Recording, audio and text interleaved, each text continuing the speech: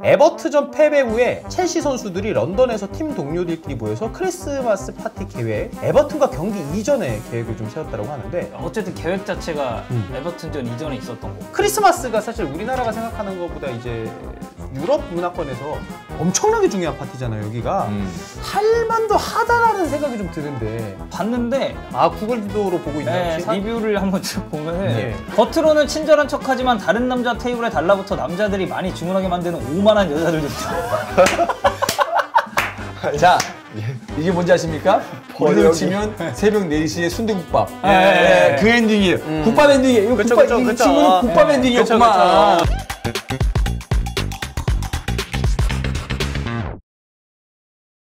12월 14일입니다. 목요일이고요. 17시 2분 지나가고 있습니다. 히플 라이브 목요일로 인사드립니다. 안녕하세요, 김수빈입니다. 안녕하세요, 이태준입니다. 네, 안녕하세요, 황대현입니다. 네, 안녕하세요, 장명훈입니다. 네, 저희가 뭐 잠깐 시작 전에 얘기했습니다만 스페인에서 오늘 돌아오셨는데, 아니 코맹맹이 소리가 있네요 지금. 네, 지금 맛이 갔습니다.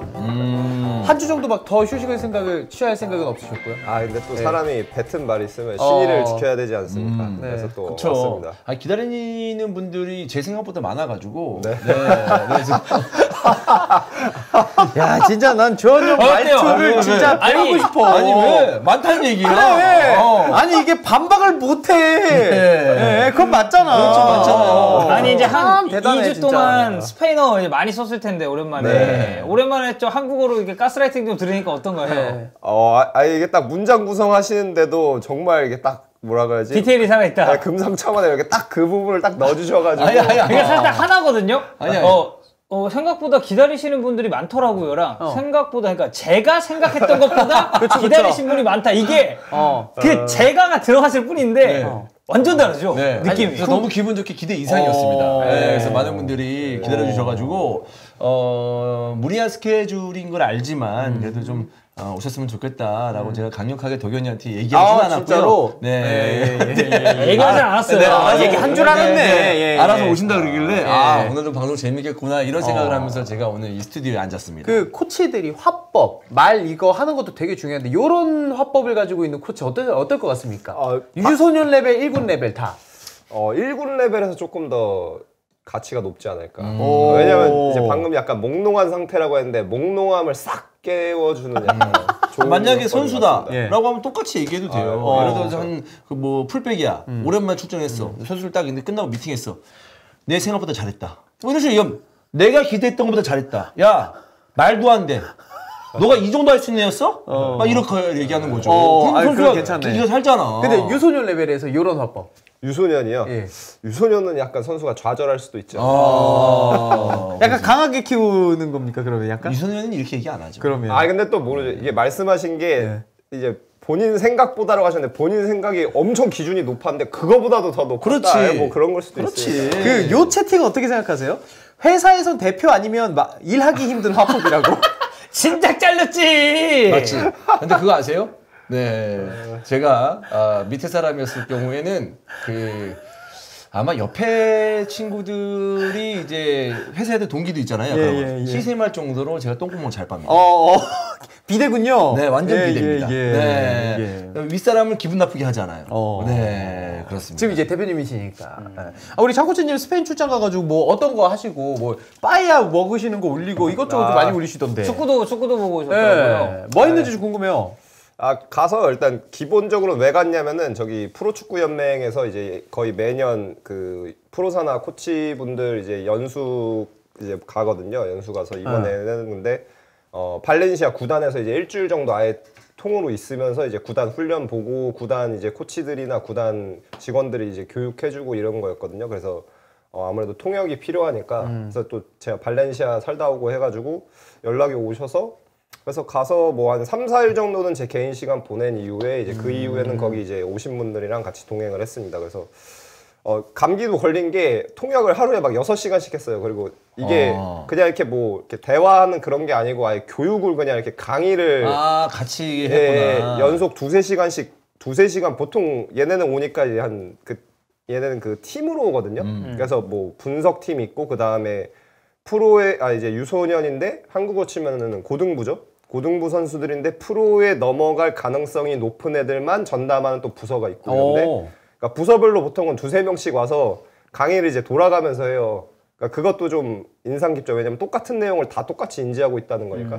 근데 이제 걔네는 돌아가면서 하는데 저는 혼자 그렇지. 통역을 하니까 그래서 목감기 걸려가지고 뭐 근데 굉장히 알찬 시간 저도 보내고 왔습니다. 그러면 그 한국에서 간 사람들이 뭔가 어떤 그 연수 팀을 꾸려서 간 거예요? 뭐예요?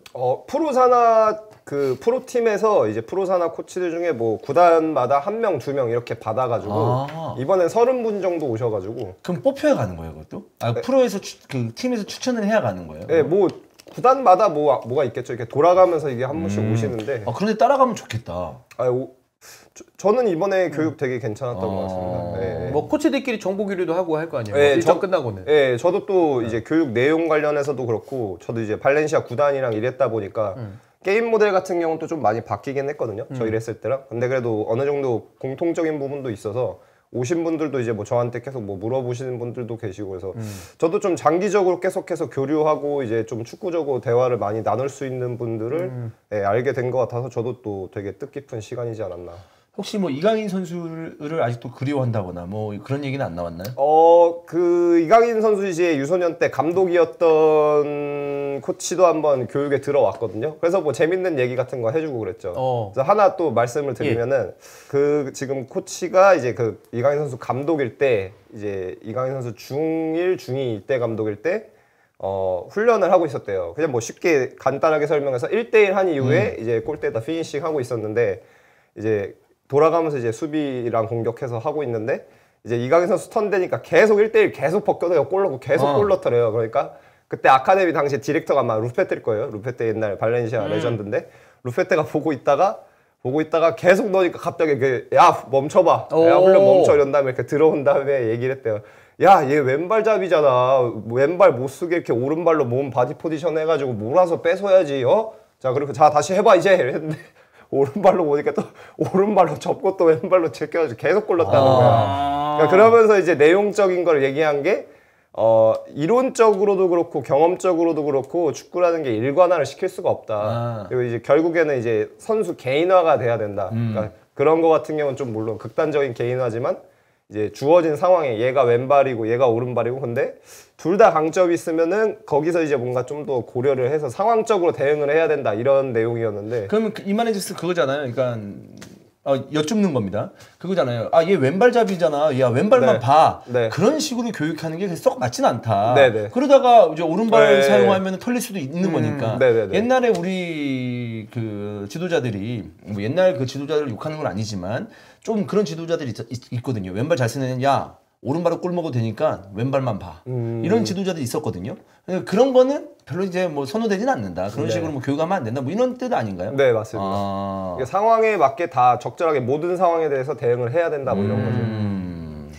자, 이렇게 스페인 다녀오실 동안 그 원일이 형이랑 이제 슬기 형이 나왔거든요. 이 두 분이 또 이제 또 재밌는 얘기 많이 해주고 갔어요. 원일이 형은 뭐 이제 승강 그때 이제 강등 당했을 때 어떤 기분 드는지 강등권 팀들 어떻게 경기하는지 요 얘기해줬고 슬기 형은 그 후방 빌더 왜 그렇게 수비형 미드필더에게 천천히 골키퍼 내주는지 요 얘기했었는데 혹시 두 분 방송 좀 보셨습니까?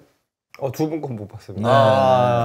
그거 입중계 하시는 건 중간중간 들어가서 채팅도 치고. 채팅도 쳤어요? 네, 채팅 쳤는데. 이름이 뭐예요? 이름 뭘로 돼 있어요? 저 그냥 제 채널로 들어갔죠. 그래요? 전혀 못 봤는데 우리가? 어떤 경기? 첼시 경기였던 것 같은데. 첼시? 제가 방에 있다가 두 경기 봤는데. 둘이 한 거 말하는 거예요? 첼시 경기? 우리 했었나? 네, 했었잖아. 아니 좀 읽어주지 왜 안 읽었어요? 아니 못 봤어. 아니 근데 그때 좀 많이 오시긴 했거든. 장코치의 축구 보는 그걸 거 아니에요? 그걸로 들어갔어요. 전혀 못 봤어요. 예. 근데 그걸로 들어갔는데 그래가서 차단당했나요 혹시? 아니 왜냐면 장코치님 와가지고 채팅을 했으면 헐 장코치님 오셨네라고 다른 분들이 말씀해 주시거든요. 옛날에 우리 입중계에서 욕보한 거 아니에요? 아니 혹시 쌍욕해서 컷당했나 아니 팀비아 같은 거 하시나요 평소에? 아니요. 그러면 저희가 밴을 안 하거든요. 아니 들어가서 제가 뭐라고 쳤지 그냥 인사로 안녕하세요 쳤는데 누가 이렇게 몇 분이 개하 이렇게 쓰긴 하시더라고요. 그래요? 개하. 그러면은 장코치 스타일로 채팅을 쳤는데 밴당한다. 이주원 저 새끼 출발못. 아니야 그런 건 아니죠. 그런 거 아니에요? 광역 어그로로 끌었겠죠. 야 테나가 욕하지만 니들 축구 몰라서 그래. 아, 그런 식으로? 믿고 기다려봐, 추가를 못 들어. 약간 이런 식으로. 그래서 이제 딱, 네. 이거 이제 좀 너무 억울했어. 채팅창이 개판 날 수가 있으니까, 벤을 때려야 된다. 네. 근데 개하라는 얘기 나온 거 보니까 차단은 아니었고. 네, 개화했는데 별로 반응이 없어서 이제 마음이 좀 상해가지고. 그래 전혀 아니, 못 봤어요. 누구랑 누구 입중계였어요?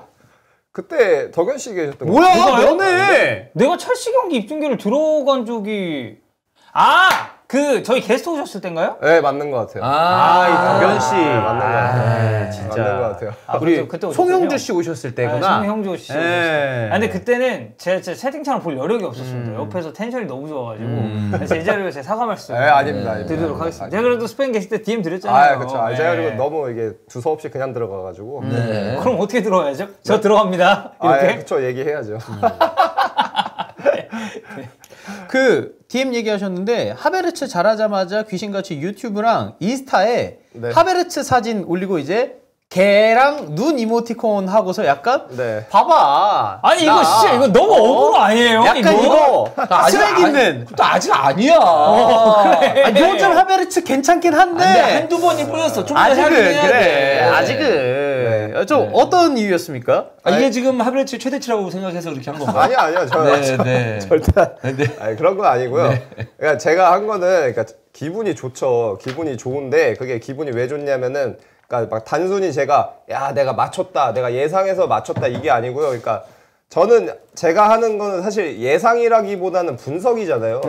그래서 이제 그런 관점에서 분석을 했을 때 제가 기분이 좋았던 거는 제가 맞췄다, 이거 봐라 이런 개념이라기보다는 약간은 제가 하는 얘기가 무슨 말인지 이제 더 이해가 되셨을 거라고 생각을 해서 그 부분 알았냐 이 새끼들아? 이거잖아요, 그러니까. 드디어 이해했냐? 어휴 답답한 맞지? 새끼들. 보여줘야 이해하지. 알았어. 약간 이런 거. 봤지 새끼들아? 약간 이런 건가요? 아니 왜냐면은 보셔서 아시겠지만 제가 딱 말씀드렸던 부분에서 그러니까 골을 넣어서 골 넣었으니까 잘했다 이게 아니고요. 그래도 그러니까 골을 넣은 거 포함해서 제가 말한 부분에서 그게 요소가 나와서 되니까 그래서 좀 이제 좀 더 그 요소 알겠냐고 이 새끼들아. 그 요소 봤냐고 이 새끼들아.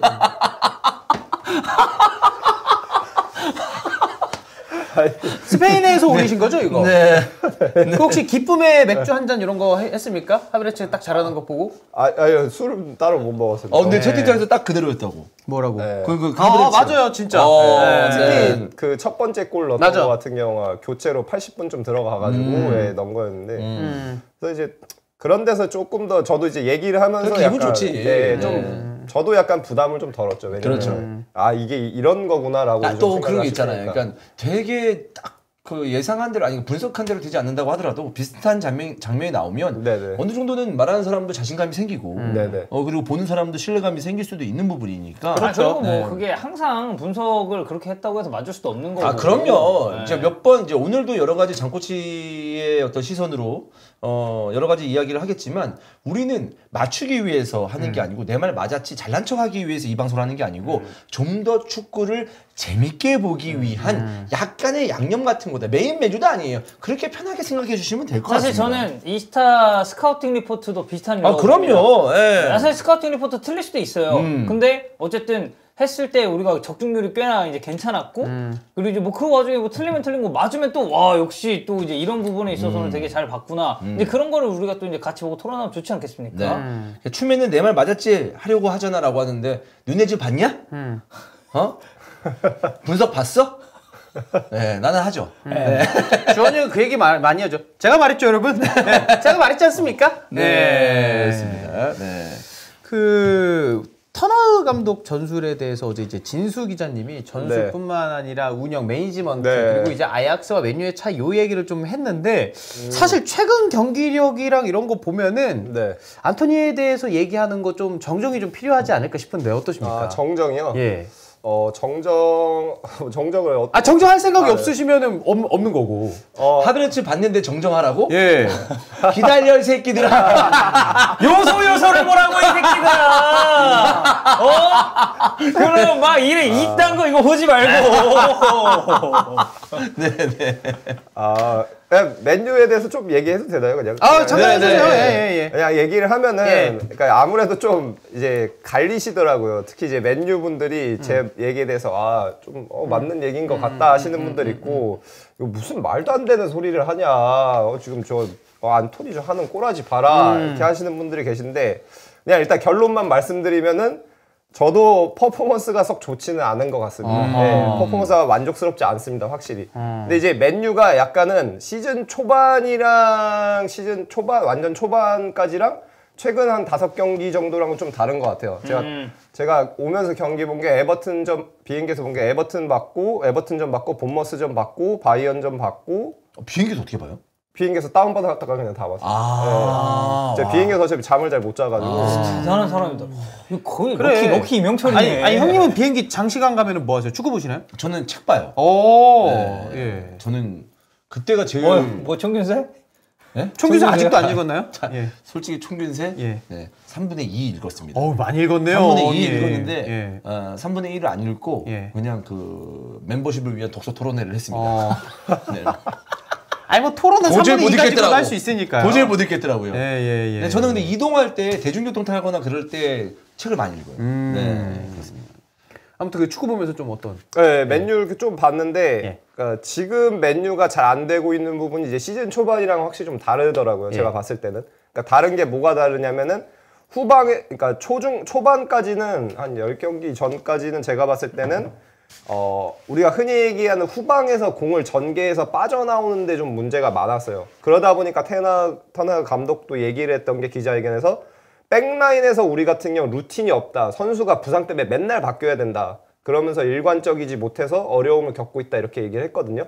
근데 이제 경기를 최근 거를 보니까 결정적인 게 루크쇼, 맥과이어 이제 센터백 같은 게 나온 경기들이 있었잖아요. 그리고 암라밭의 오나나까지 해서 후방에서 공이 깨끗하게 나오는 거는 확실히 좋아졌더라고요. 제가 봤을 때는. 물론 이것도 뭐 동의하지 않으시는 분도 계시겠지만 제가 봤을 때는 거기서는 시즌 초반보다 확실히 좋아졌고 이거는 무조건 해야 되는 부분은 암라밭 같은 경우는 너무 잘해요.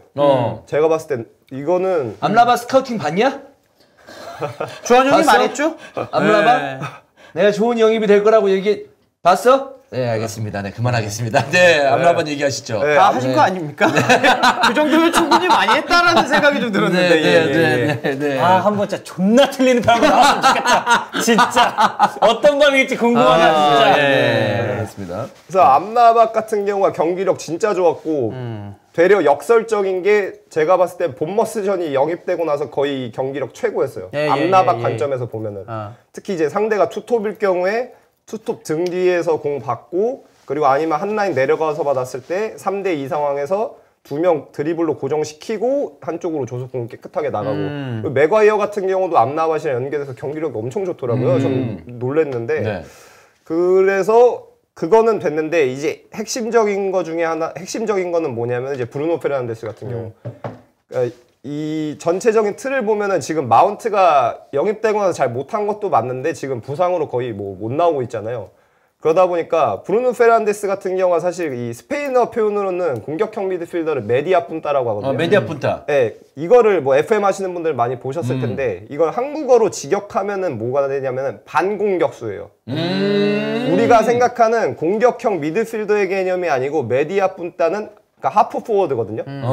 근데 이제 브루노 페르난데스 같은 경우 그 하프 포워드에 딱 맞는 선수예요. 보통 우리가 하는 공격형 미드필더는 이제 근데 메디아 푼타 반공격수라는 거는 또 소위 말해서 뭐 섀도우 스트라이커 이런 거하고 좀 다른 건가요? 그런 좀 더 세부적으로 가야 되는 건가요? 조금 더 그런 느낌이죠. 네네. 그래서 브루노 페르난데스 같은 경우는 특징이 공격형 미드필더잖아요. 우리가 생각했을 때.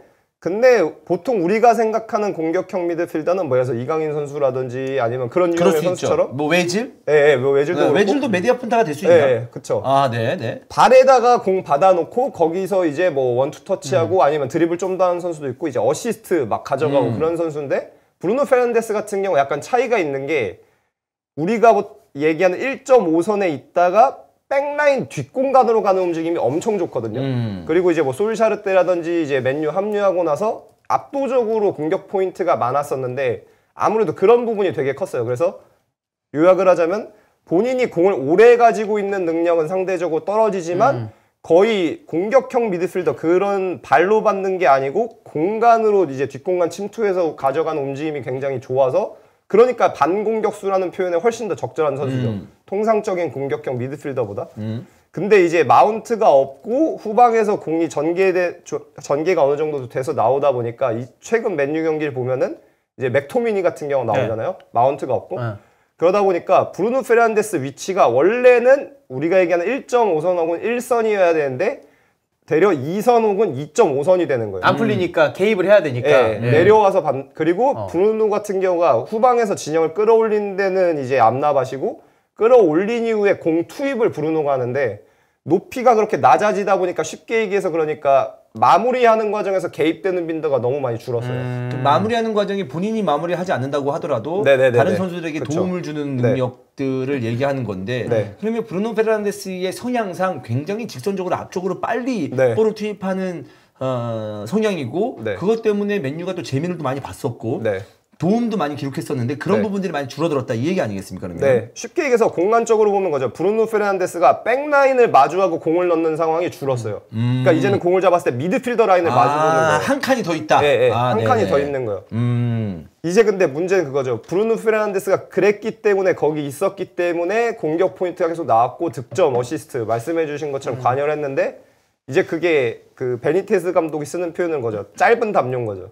여기가 모자라서 여기 덮으니까 이제 발목이 다리가 시려운 거예요. 그래서 이제 다리가 시려우니까 이제 덮으니까 이제는 위에가 추운 거죠. 이게 좀 오그리면 되긴 하는데. 그러니까 최고를 좀 작게 만들면 불편하죠. 네. 사실. 그쵸. 그래서 약간 그렇게 메뉴가 쪼그라든 상황이 아닌가라는 아니면 이제 뭐 생각이 외투를 입거나. 그렇죠. 네. 그리고 아까도 뭐 안토니도 얘기했지만 가르나초가 최근엔 또 이제 주전으로 나오고 있잖아요.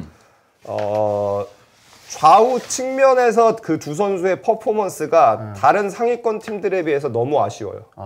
그거를 구체적으로 말씀을 드리자면은 결국에는 스탯에 관여가 돼야 돼요. 그 윙어라는 그렇죠. 거는. 포인트가 나와야죠. 네, 특히 상위권 팀들의 경우에는 내려앉은 상대를 상대하는 경우가 많기 때문에 거기서 1대2 상황이든 2대2든 1대1이든 거기서 스탯을 만들어야 되고 그런 관점에서 이제 제일 적절한 예가 될 수 있는 게 뭐 토트넘 같은 경우에는 뭐 손흥민 선수가 될 수 있고 아스날 같은 경우에는 뭐 이번 시즌 막 예전처럼 뭐 시원하게 뭐 수비 못 벗겨낸다라고 하지만 그래도 사카 스텝 보시면은 솔직히 이거 뭐 사카, 뭐 마르티넬리 뭐 있고. 얘기 못 하거든요. 네. 근데 이제 이 안토니랑 가르나초 같은 경우가 그런 관점에서 되게 아쉬워요.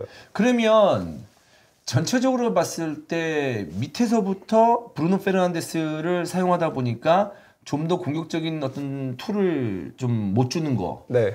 양쪽 측면에 또 공격 포인트를 만들어내는 능력이 부족한 거. 네. 이건 뭐 개인적인 능력일 수도 있겠고 폼의 문제일 수도 있겠고. 네. 그러다 보니까 나아가서 그 호일룬의 득점이 나오지 않는다는 거. 네. 이게 다 연쇄 작용이라고 좀 볼 수가 있겠네요. 네, 그쵸. 이렇게 뭐 고립해서 보기는 힘들죠. 다 엮여 있고. 네. 그리고 이제 가르나초 관련해서 그냥 재밌는 또 그냥 들으셨을 때 재밌는 거 그냥 얘기 하나 말씀드리면 그러니까 이런 부분에서요. 이런 부분에서 말씀을 드리면은 제가 여름에 이번에 같이 일했던 아틀레티코 유소년 코치가 있는데 이 코치 같은 경우가 가르나초를 뭐 3년인가? 밑에 아틀레티코 있을 때 코치였다고 하더라고요. 네. 은사님을 만나셨구나. 네, 그래서 가르나초에 대해서 설명을 하는데 이제 뭐라고 했냐면은 아니 죄송한데 진짜 관심 있어서 그렇게 리액션 하시는 거죠? 아니 근데 봐봐요. 가르나초하고 지금 맨유의 가르나초예요. 가르나초하고 잠깐이라도 연이 있는 사람을 연이 있는 사람의 이야기를 들을 기회가 우리가 있습니까? 없죠. 네, 굉장히 소중한 이야기입니다. 진심이에요. 네. 아니, 죄송해요. 아니, 자꾸 그 태도나 말투를 보면은 이 사람이 그 인정합니다. 진짜 이게 관심이 있어서 그런 게 맞는 건가 아니면 이 사람이 지금 말이 길어져서 은사님을 만나셨군요. 속마음은 그만 좀 해라 이씨. 전혀 아니야. 이렇게 하는 건지. 아니 이 얘기 사람들이 되게 궁금해할 걸. 네. 전혀 아니고요. 그 덕현 씨가 저 오해하는 거 저도 인정하겠습니다. 제가 여태까지 행실을 그랬으니까. 근데 조금 좀 네, 그런 알겠습니다. 저의 어떤 그 이미지를 네네. 고정관념을 조금만 벗겨주세요. 죄송합니다. 제가 이 부분에 사과를 드리도록 하겠습니다. 네, 알겠습니다. 네. 그렇습니다. 네, 그래서 얘기를 하는 게 뭐냐면은 가르나초가 그 유소년 연령대 하위 카테고리에서는 너무 잘했다는 거예요. 그러니까 제가 저번에 이강인 선수 얘기했던 것처럼 너무 잘해서 우리가 흔히 얘기하니까 오더가 필요 없는 거예요. 그냥 막 4명, 5명 제끼고 그냥 벗겨내고 골 넣고 그러다 보니까 전술적인 게 굉장히 좀 많이 부족했대요. 혼자서 개인 능력으로 전술 필요 없이 전술 이해도가 없어도 본인의 능력을 다 벗겨낼 수 있으니까. 네. 그러니까 이 선수 개인 단위로 봤을 때 기술적인 거에 의존을 많이 하는 선수였던 거죠. 그리고 의존을 하면은 상황이 다 해결이 돼 버리니까. 그래서 이제 자기랑 있는 동안 전술적으로 팀으로 플레이하는 방법에서 되게 좀 숙지를 많이 시켰대요. 많이 시켰는데 근데 이 얘기를 왜 하냐면은 방금 얘기했던 그런 유형의 선수들 중에 우리가 흔히 얘기하는 이 마무리, 피니싱이 좀 떨어지는 경우들이 꽤 있어요. 왜냐면은 쉽게 얘기해서 상황적으로 봤을 때 수비를 3명, 4명 제끼고 어떨 때는 골키퍼까지 제껴내고 혹은 골키퍼 바로 앞에 가서 슛을 하고 그러다 보니까 그 피니싱에 대한 뭔가 그 날카로움, 그 정밀함 같은 경우에 대한 필요성이 상대적으로 떨어지죠. 와, 이거는 되게 좋은 포인트다. 그러니까 뭐냐면 본인이 사실 전술이라는 게 최후반부터 공이라는 것을 골대 가까이 가기 위해서 전술을 만드는 거잖아요. 왜? 최대한 골대 가까이 가야 득점할 확률이 높으니까. 그러려고 전술 짜고 이렇게 움직이라 저렇게 움직이라 하는 거야. 근데 가르나초는 그럴 필요 없이 자기가 골대 앞에 가 있어. 그러니까 너무 쉽게 또 골을 넣는 거야. 근데 조금만 멀리서 조금만 또 압박을 받는 상황에서 슈팅은 아직 뭐랄까 나아질 수도 있겠지만 그런 버릇은 좀 덜 할 수도 있다. 그러니까 그런 어떤 능력은 지금은 덜 할 수 있다. 이 얘기 아니겠습니까? 그리고 이걸 아까 얘기했던 뭐 사카, 뭐 마르티넬리랑 비교해서 보면은 상대가 내려앉았을 때 1대1 혹은 1대2 혹은 2대2 상황까지 봤을 때 그 상황을 해결하는 능력에서 그 크로스, 우리가 흔히 얘기하는 크로스 혹은 슈팅이라는 데서 조금 스탯이 그러다 보니까 결정적 기여도가 낮은 거죠. 골에 대한 기여도가. 저는 제가 봤을 땐 그래요. 그 얘기를 듣고 그리고 실제 경기를 봤을 때 같은 경우에 뭐 엔드라인으로 갔을 때 왼발 크로스가 올라오는 상황, 그 다음에 2대2 상황이 됐을 때 풀백이랑 연계해서 플레이하는 상황, 이런 것들을 전반적으로 봤을 때 그런 게 조금 확실히 좀 떨어져요. 제가 봤을 때는. 뭔가 순간적인 속도를 이용해서 본인이 개인 능력으로 돌파하거나 그런 것들이 잘 통하면은 맨유도 한쪽 팀이 살아나는 건데 그런 게 막혔을 때는 뭔가 주위 동료들하고 아니면 전술적으로 뭔가 타개해 나가는 능력은 현재까지는 떨어진다. 특히 보게 되면 내려앉았을 때 백라인, 특히 상대가 5백 같은 경우 구성해놨을 때 보면은 상대적으로 아웃스윙 크로스보다 인스윙 크로스에 대한 중요성이 굉장히 높아지거든요. 근데 이 인스윙 크로스가 시도되는 상황들을 맨유 같은 경우 보게 되면은 정확도나 이런 것들이 굉장히 많이 떨어져요. 그리고 거기에는 오른발잡이 왼쪽 가르나초, 왼발잡이 오른쪽 안토니가 있는 거예요. 그러니까 역발 윙어를 쓰니까. 왜냐하면 이제 인스윙과 아웃스윙, 그러니까 이제 인스윙과 아웃스윙이라는 단어는 저도 잘 많이 쓰진 않는데 이제 인스윙이라고 하는 것은 골대를 빨려 들어가는 크로스. 그쵸? 아웃스윙이라는 것은 골대에 와서 멀어지는 크로스, 이런 크로스를 말하는 거잖아요. 그랬을 때 아웃스윙을 하게 된다면은 좀 더 공격수가 뛰어들어오면서 마무리할 수 있는 능력이 좀 그 환경이 만들어지지만 그 인스윙을 하게 될 때는 그 볼을 좀 따라가면서 뭔가 득점해야 되기 때문에 타이밍 맞추기가 좀 어렵잖아요. 그런 것들이. 그래서 좀 다르다는 얘기 아니겠습니까? 그래서 제 말이 맞나요? 왜냐하면 제가 이제 시청자한테 좀 풀어드리려고 이렇게 제가 설명을 다시 드리는 건데. 그리고 이제 사실 골문 쪽으로 빨려 들어가는 크로스 같은 경우에는 뒤쪽에서 기다리고 있는 수비수가 좀 더 처리하기가 좀 편해요. 근데 이제 골대에서 멀어지는 크로스 같은 경우에는 수비수가 좀 그게 좀 어렵고 공격수가 오히려 좀 타이밍을 좀 맞추기가 쉽다. 뭐 이런 쉽게 말해서 이런 거 아니겠습니까? 인스윙 하면은 쉽게 얘기해서 오른발잡이가 왼쪽에서 안쪽으로 붙이는 크로스 올리는 건데 수비가 정렬되어 있을 때 같은 경우에 좌우 전환이 한번 일어나고 인스윙을 붙이게 되면은 수비랑 수비 사이가 이렇게 벌어져 있다 보니까 그 사이 공간으로 인스윙과 크로스를 정확하게 보내면은 이제 공략하기가 조금 더 쉬워지거든요. 좌우 전환 이후 인스윙 크로스. 그런 게 이제 굉장히 중요한데 맨유 같은 경우에는 제가 말씀드린 부분에서 가르나초도 그렇고 안토니 같은 경우도 조금 확실히 효율성이 떨어진다. 그리고 그러다 보니까 제가 퍼포먼스가 좀 기대에 못 미친다라고 말씀을 드리는 거고, 지난 시즌 이제 이걸 관련해서 재밌는 건 근데 또 뭐냐면은 지난 시즌으로 봤을 때는 맨유는 약간 거꾸로예요. 인스윙이 아니고 순간적으로 2대2 상황이 됐을 때 같은 경우에 재미를 봤던 게 뭐냐면은 윙어한테 수비 2명이 순간적으로 고정이 되면은 대각선 뒤에서 한 선수가 조금 더 늦게 와요. 그러니까 일부러 더블팀이 될 때까지 기다리는 거죠. 그 왼쪽에서 제가 기억나는 게 레시포드가 그렇게 가면은 루크쇼가 좀 천천히 접근한 네, 것 같아요. 맞아요. 그래서 이거를 저는 세미나 같은 경우 했을 때 정립을 한 게 뭐였냐면 레이트 얼리 크로스라고 했어요. 늦게 와서 얼리 크로스를 한다고 2대2 상황에서. 그러니까 이게 그리고 농구로 보자면 일부러 더블팀 되게 한 다음에 더블팀을 해결하는 방법이거든요.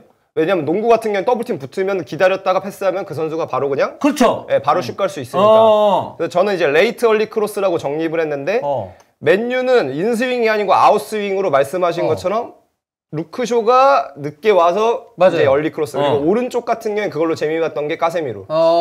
기억나시는 장면들 아마 꽤 있으실 거예요. 몰아놓고 네. 뒤에 오는 선수를 네. 프리하게 만든다. 네, 일부러 더블팀 되게 하는 거죠. 보면 이렇게 기다려요. 약간 제가 그릴리시 얘기할 때 했던 거 있잖아요. 일부러 2명 붙을 때까지. 네, 근데 조금 다른 형태인 거죠. 그거는 붙으면은 인사이드 패스로 반대 전환을 가져가거나 중거리 슛이었다면 맨유는 일부러 기다렸다가 오면은 뒤에서 와서 그냥 원터치로 이렇게 툭 감아놓는 거. 그냥 감아놓는 크로스로. 네.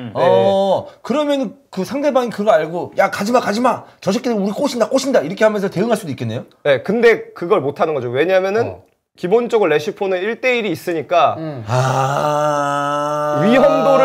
위험도를 생각해야죠. 야, 레시포드한테 1대1 주는 게 위험해? 아니면 레시포드한테 더블팀에서 이거 얼리 크로스 주더라도 그걸 갈래 하면은 원래 크로스가 낫지. 네, 어쩔 수 없이 가는 거죠. 그렇지. 왜냐하면 레시포드 돌파돼가지고 하면 더 골문 쪽에 가까워지고 네. 박스 안쪽에서 더 위험하니까. 상황이 나올 수 있으니까. 네. 그러니까 제가 그래서 개인 능력이 필요한 윙어들이 정말 중요하구나. 그래서 제가 맨날 얘기하는 게 축구는 결국에는 공 가진 팀은 양자택일이에요. 거는 거예요. 야, 너 이거 막을래? 저거 막을래? 이거 막을래? 저거 막을래? 거기서 계속 그리고 거기서 상황 인식해서 A를 막았네? 그럼 B로 가야지. 이게 있어야 되는데. 짜장면이야 짬뽕이야 막 약간 이런 느낌처럼. 그쵸. 하고 고민되는데 그거. 그럼 짬짜면 먹을까? 이렇게 해결이 되잖아요. 요즘에는. 그 정도면 이제 이해가 된다. 그러니까. 얼마나 고민되냐 그거. 근데 이제 레이트 오더지. 짜장면 시킬까? 그 사장님이 저희 주문 받으러 가겠습니다까지 할 때까지 오다가 기다려야 돼. 짬뽕이요. 짬뽕이요. 레이트 얼리 오더. 레이트 얼리 오더 하는 거죠. 이해되네. 네, 완전 이해되네. 오케이. 오, 좋은데? 레이트 얼리 오더. 네, 그렇습니다. 그런 게 좀 맨유가 좀 아쉬워서 잘 안 되고 있다. 근데 이제 저도 조금 약간 느낀 거는 뭐냐면 경기 보니까 테나의 제스처나 표정이 근데 좀 예전이랑은 좀 다른 것 같더라고요. 이번에 어떤 게? 좀 본인도 약간 좀 내려갔나? 좀. 이게 이제는 축구 저술뿐만 아니라 이제 그 관상까지 약간 관심법 약간 아니 역시 무서운 눈깔이야. 아니, 그런 관심법은 아닌데요. 네. 이 제스처 같은 경우가 이 뭐 뇌과학적으로 굉장히 중요한 부분이라서 보니까 근데 그 전이랑은 좀 다른 것 같아요. 약간 좀 본인도 정신적으로 좀 지친 게 저는 제가 봤을 때 좀 보이는 것 같아서 왜냐하면 저도 뭐 그 레벨은 아니지만 비슷한 상황이 있어봤기 때문에 그런 게 조금 보이더라고요. 좀 압박을 받는? 네. 그리고 제가 스페인 있는 동안 보니까 스페인에서는 벌써 로페테기 감독 이적설이 꽤 지금 많이 나오고 있거든요. 맨유로? 예. 진짜? 로페테기 링크가 있구나. 근데 영국 언론은 아마 이거는 좀 영국 언론 뭐 더선에서 뭐 독점으로 무슨 뭐 그레이엄 포터 뭐 이런 얘기 하고 있으니까. 네, 영국은 보니까 그레이엄 포터고 스페인은 로페테기여서 그리고 이제 구체적으로 스페인에서 언급하는 거는 로페테기가 한 1, 2주 전에 1,600만 유로 그 연봉 제한을 중동에서 온 걸 거절했다고 하더라고요. 그리고 영어를 꽤 잘해요. 스페인 감독치고. 그래서 어쨌든 EPL 최우선 순위라서 기다리고 있는데 뭐 정황상 좀 잘 되어가고 있다. 뭐 이런 보도가 꽤 이렇게 길게 해가지고 있더라고요. 보도도 많고. 그래서 뭐 그런 얘기도 또 있다고 말씀을 드립니다. 네, 좋습니다. 예, 어제 이어서 맨유 얘기를 제가 지금 하고 있습니다. 이번 주말에는 또 맨유의 성적이 어떨지. 그렇죠. 이게 또 한 번 또 주말에 이기면 또 분위기 또 반전되거든요. 그러면 또 이제 인스타에 이거 올리는 거예요. 근데 이제 리버풀 원정이라 그거 빡세다. 쉽지 않대. 제가 그 영국 언론 로페테기를 좀 이렇게 쭉 봤는데 약간 신빙성이 그렇게 높은 언론사가 뭘 얘기한 건 없는 것 같아요. 미러나 뭐 이제 메일 쪽 그리고 꼴닷컴 게 있어가지고 들어가 봤더니 이것도 이제 스페인 언론 그 렐레보라는 데 인용 보도 네, 이런 게 좀 많긴 하네요. 지금. 자, 여러분 우리 돌아온 장코치님이랑 했었던 오프닝 토크 메뉴 얘기까지 한번 해봤고 본격적인 토픽 들어가도록 하겠습니다. 조별리그, 아시아 챔피언스리그 또 이제 유럽 UEFA 챔피언스리가 모두 마무리가 됐기 때문에 토너먼트 어떤 팀이 갔는지 좀 정리를 해보도록 하겠습니다. 먼저 UCL부터 갈게요. A조 정말 저희가 얘기 많이 했습니다. 바이에른 뮌헨이랑 코펜하겐이 가게 됐고 갈라타사라이가 3위, 맨유가 4위를 기록을 했습니다. B조 아스날, 에인터벌, 랑스, 세비야 순이고 이번에는 세비야가 아예 유로파도 못 갔습니다. 유로파 진출 클럽 여러분, 유로파는 안전합니다. 네, 세비야가 없기 때문이죠. 그러네. 네. C조는 레알 마드리드 6전 전승 기록했고 뭐 조별리그 리그뿐만 아니라 벨링엄 진짜 대단한 것 같아. 그리고 그 나폴리가 2위고요. 브라가, 우니온 베를린 순입니다. D조가 사실 이게 토너먼트 진출 두 팀이 일찌감치 갈렸고 1위 결정전이 굉장히 좀 중요했었는데 소시에다드, 인테르 이렇게 1위, 2위 기록했고 벤피카가 3위, 잘츠부르크가 4위를 기록을 했습니다. 소시에다드랑 인테르랑 승점, 승자승, 상대 골득실, 상대 다득점이 같아가지고 전체 골득실까지 갔는데 플러스 5였던 소시에다드가 플러스 3을 기록한 인테르 누르고 1위를 기록을 했고요. 셀틱이 속한 2조기 때문에 좀 관심을 모았는데 좀 확실히 좀 체급차가 많이 나긴 하던데요. 셀틱은 다른 챔피언스리그 팀들이랑 붙는 거 보면. 근데 셀틱은 거의 매 시즌 약간 지난 시즌도 똑같았어요. 지난 시즌도 제일 안 좋았었고 그래서 이제 그러니까 막 그런 얘기 하시는 분들 많잖아요. 스코틀랜드 이적했을 때 예전에 그 모리아스 하짐의 일본 감독도 스코틀랜드 리그 관련해가지고 발언도 한번 하기도 했고 막 맞아요. 근데 이제 그런 것 때문에 야 그래도 너무 좀 그렇게 생각하는 거 아니냐라고 하다가 유럽 대항전 보면 확실히 조금 경쟁력에서 차이가 저는 있긴 한 것 같아요. 네. 자, 아틀레티코가 지난 시즌 챔스 부진 딛고 이번에는 조 1위로 토너먼트 진출했고 라치오와 함께 갑니다. 페노르트가 3위. F조 여기 치열했습니다. 도르트문트가 그 팬들은 테르지치에 대한 평이 굉장히 안 좋잖아요. 근데 또 챔스에서는 좋은 성적으로 결국 조 1위 기록했고 파리 생제르맹이 밀란과 승점, 승자승이 같았는데 상대 골득실에서 앞서면서 2위로 진출을 하게 됐습니다.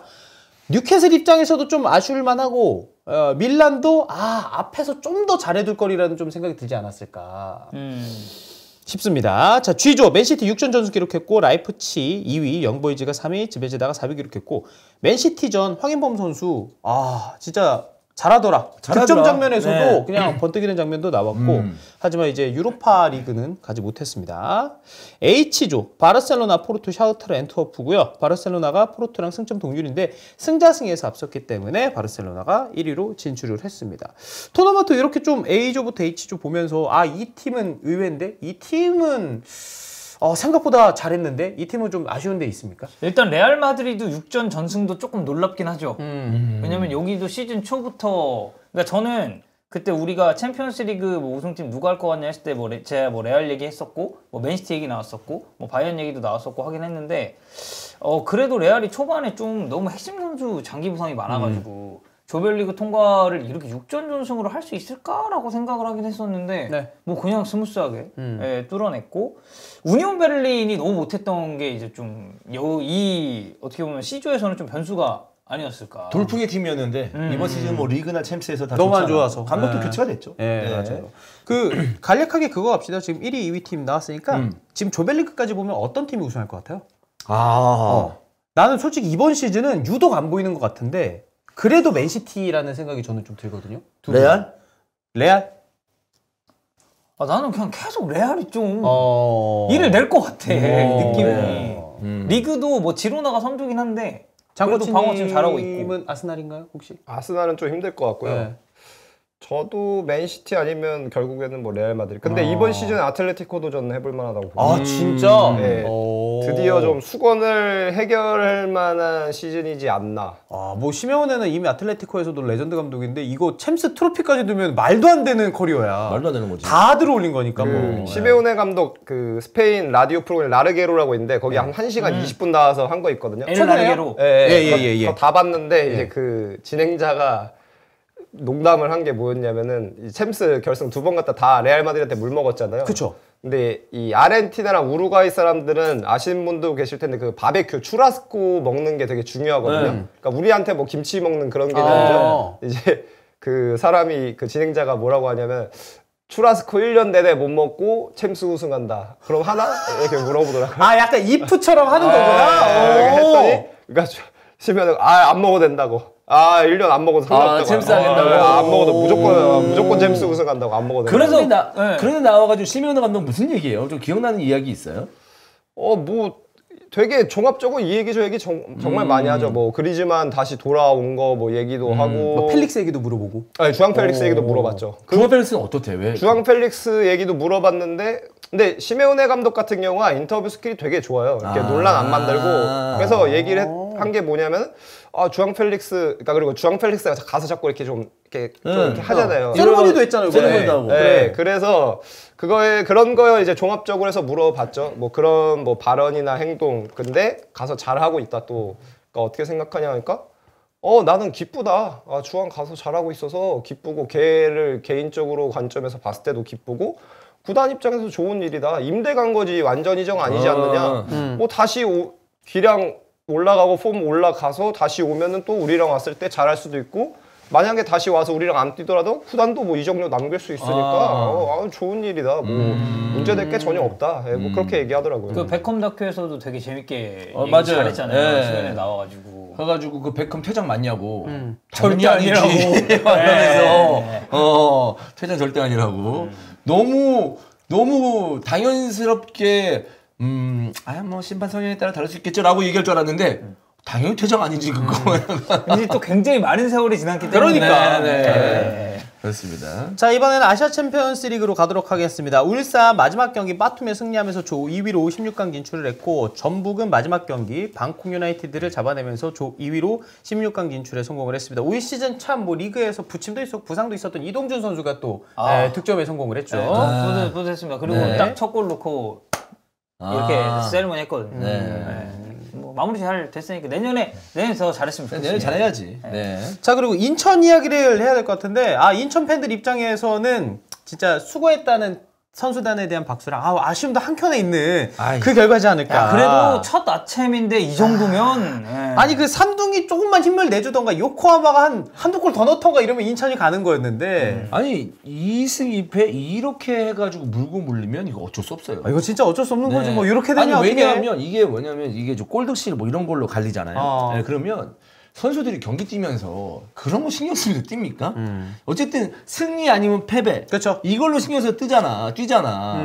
그래서 그거는 마지막에 이제 이거는 거의 운명이 결정짓는 건데 그래서 넣을 수 있을 때 많이 넣으면 좋겠지만 그게 또 운이 따라서 안 될 수도 있는 거니까 순전히 운의 요소가 좀 많지 않을까라는 생각이에요. 사실.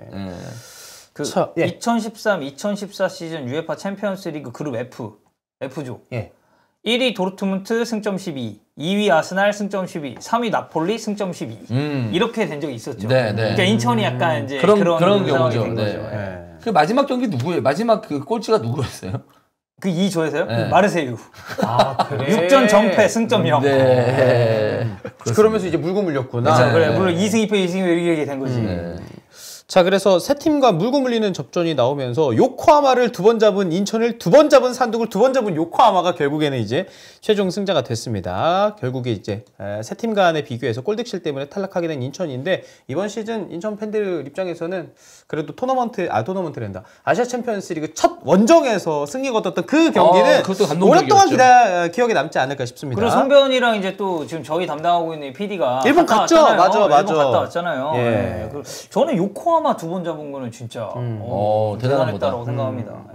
자 그리고 이제 포항 얘기하도록 하겠습니다. 5승 1무 승점 16점 진짜 압도적이었죠. 리그에서 후반에 좀 부침이 있었는데 아시아 챔피언스 리그에서는 그런 거 없었고 유일하게 한국팀 중에서는 조 1위로 16강에 진출하게 됐습니다. 그리고 이제 포항은 토너먼트부터는 이제 김기동 감독의 포항이 아니라 아마 박태하 감독 선임이 되면 이제 박태하 감독으로 갈 것 같은데 요 얘기는 저희가 이제 월요일에 포항 서울 김기동 감독 오피셜 관련해서 히트풋볼 이제 월요일 화요일에 좀 이제 국축을 좀 더 심도 있게 다루잖아요. 그때 좀 자세하게 좀 다룰 예정이니까 그때 좀 많은 참고를 좀 부탁을 드리도록 하겠습니다. 자 그다음 두 번째 가겠습니다. 저도 이 기사 보고서 이거를 좀 내가 어떻게 반응해야 되나 생각을 했거든요. 첼시 선수들 에버튼전 지고서 파티했다는데 텔레그래프 맨로의 보도에 따르면요.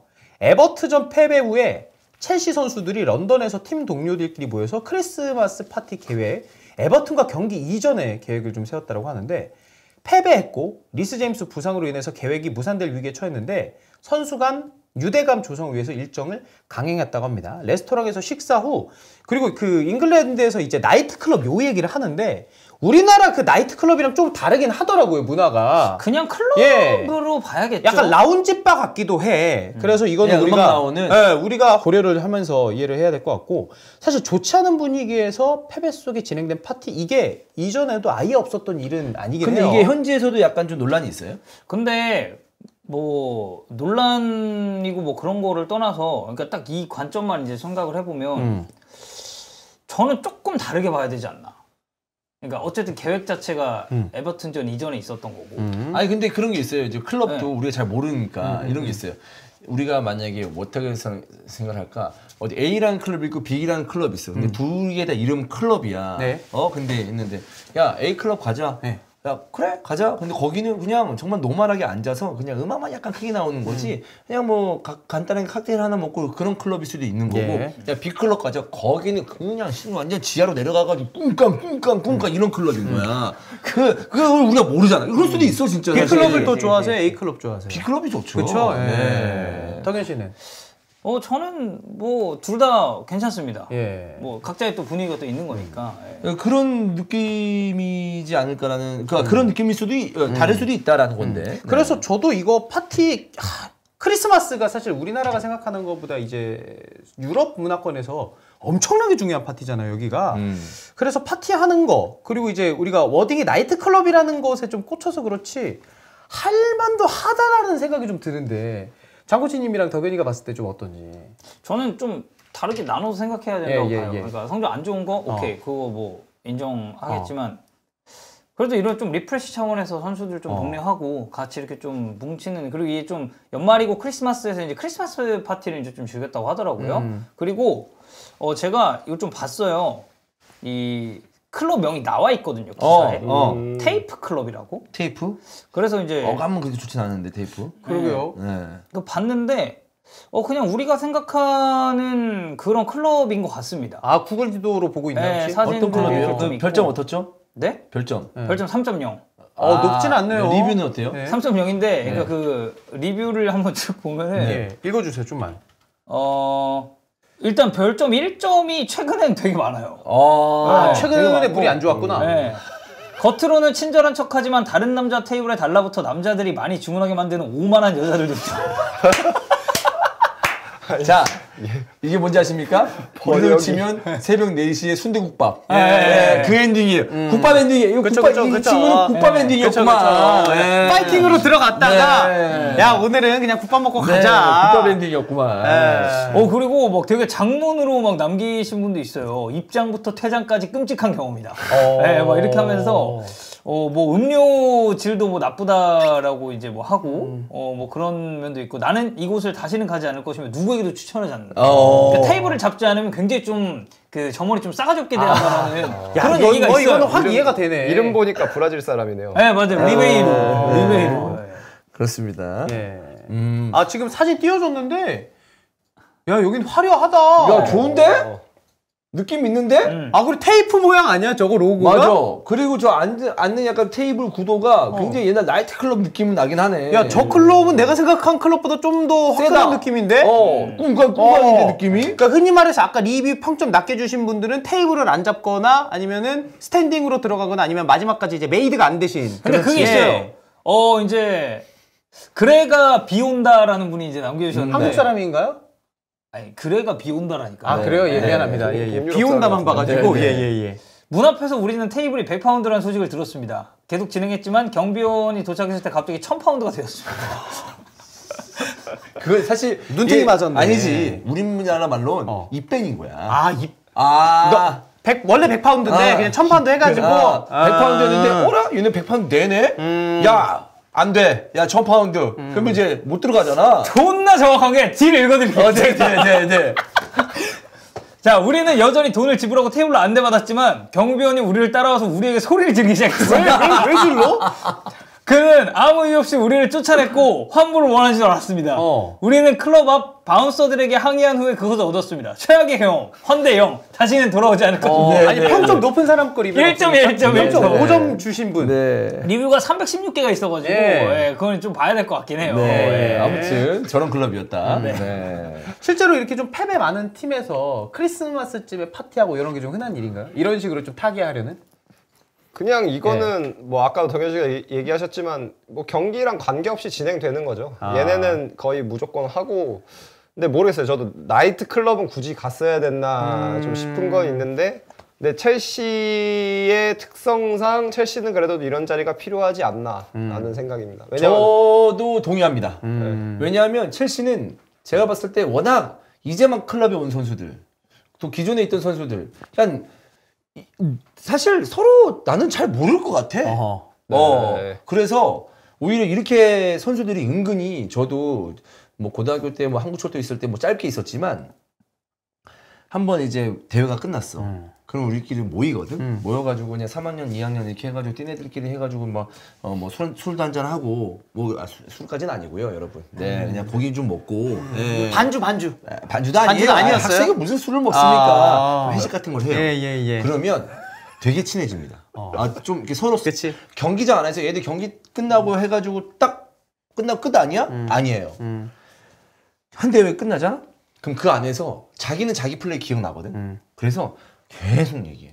야, 근데 토론하듯이. 그때는 이렇게 하고 이렇게 하는 게 낫지 않아? 뭐 하지 않아? 이렇게 하는 게 움직이면 낫지 않을까? 알았어. 근데 나는 다음에 했을 때는 좀 이런 식으로 좀 게임을 운영했으면 좋겠다. 이런 얘기도 학생인데도. 그치. 그런 얘기들 서로 해요. 그럼 되게 유대감이 생기고, 일단 플레이의 질도 좀 좋아지는 것 같은 느낌이 들고, 그렇게 되거든요. 그런 시간도 좀 첼시는 필요하지 않을까라는 생각이 들어요. 저도 요거 진짜 결국 해외 축구 선수들이나 뭐 국내 축구 선수들 다 사람이잖아요. 그리고 이제 해외 같은 경우 이런 클럽 파티 얘기, 연말 이런 파티 얘기 좀 많이 있고 그리고 한국도 사실 이태원에서 보이는 용병 얘기 이런 것도 다 들리는 얘기가 있지 않습니까?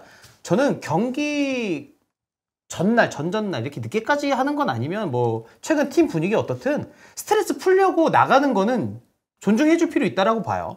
뭐 선수들이 아예 안 보여가지고 집에서만 풀 수 있는 노릇도 아니고 밖에서 풀어야 되는 사람도 있으니까. 근데 뭐 사실 외국 같은 경우에는 이렇게 경기 끝나고 나서 바로 놀러 가고 하는 경우 되게 많잖아요. 맞았어요. 뭐 바로 비행기 타고 가죠. 바로 그때 언제더라? 나 그때 챔스 중계할 때인가 호나우두뉴 AC 밀란 있었을 때 AC 밀란 경기를 내가 중계했나 뭐 했는데 어제 했나 뭐 했는데 그러니까 몇 시간이 안 지났어. 근데 스페인에서 북을 치고 있더라고 호나우두뉴가. 몇 시간이 안 지났어 챔스 경기가. 챔스였나 뭐 리그 이미지가 바로 간 건가 그냥? 리그 경기였나 뭐 스페인이 어디였는지 몰라. 근데 그 브라질 특유의 이렇게 손가락 이렇게 하는 그 약간 여기 뭐 티글티글 나온 거 깨가리 같은 사이즈 해가지고 몇 시간 안 지났는데 스페인이래. 이상하다. 호나우두뉴 내가 세리아 경기인가 무슨 챔스 경기에서 이탈리아에서 그 AC 밀란 그 홈경기에서 뛰는 거 봤는데 몇 시간 안 지났거든. 근데 스페인이래. 난 그때 되게 신기했거든. 화끈하네. 그렇습니다. 자, 슈투트가르트 이야기로 넘어가도록 하겠습니다. 기라시 핫하지 않습니까? 재계약을 거절했다고 해가지고 지금 겨울에 움직일지 요 얘기 좀 많이 나오고 있는데 크리스티안 폴크 보도고요. 기라시가 1750만 유로 약 250억의 방출 조항이 있는데 이에 따라서 겨울에 이적할 가능성에 대해서도 배제할 수 없는 상황이라고 합니다. 현재 분데스리가 12경기, 선발은 10번이었는데 16골, 1개의 도움 기록하고 있고요. 포칼에서도 2경기 모두 선발 나와서 2골과 1개의 도움을 기록하고 있습니다. 사실 이적 시장, 프리미어리그, 뭐 상위권 리그 금액 생각하면 250억? 이거 진짜 좀 거절하는 생각도 있거든요. 특히나 최근에 9번에 대한 공백을 많이 느끼는 팀들이 있기 때문에 야, 이 금액이면은 모든 팀이 좀 달라붙을 것 같은데 특히 주원이 형은 이제 스카우팅 리포트였나요? 히프셨나요? 그때 얘기를 했었죠. 그렇죠? 기라시의 스카우팅 리포트 했습니다. 어떤 좀 장점이 있다라고 생각하세요, 이 선수는? 일단 기라시 같은 경우에는 골에 지금 집중돼 있지만 제가 봤을 때는 뭔가 느릿한 느낌이지만